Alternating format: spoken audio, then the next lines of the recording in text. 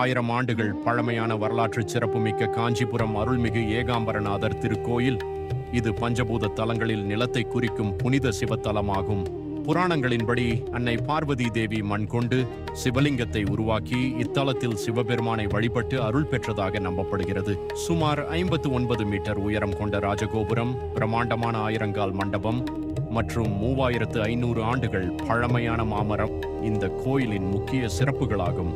இந்த மாமரம் 4 வகையான மாம்பழங்களை தரும் அதிசய மரமாக பக்தர்களால் போற்றப்படுகிறது. பங்குனி உத்திரம், மகா சிவராத்திரி உள்ளிட்ட திருவிழாக்கள் இங்கு மிகுந்த விமரிசையாக நடைபெறுகின்றன. வாழ்வில் நிலைத்தன்மை, குடும்ப ஒற்றுமை மற்றும் செழிப்பு வேண்டி பக்தர்கள் இந்த திருத்தலத்திற்கு வந்து ஏகாம்பரநாதரையும் அன்னை எலவார்குழலி அம்மனையும் மனமாற வணங்குகின்றனர். நீங்களும் ஒரு முறை இந்த புனித தலத்திற்கு சென்று இறையருளை பெறுங்கள். மேலும் இது போன்ற ஆன்மீக வீடியோக்களுக்கு தமிழ் பயல் யூடியூப் சேனலை சப்ஸ்கிரைப் செய்யுங்கள்.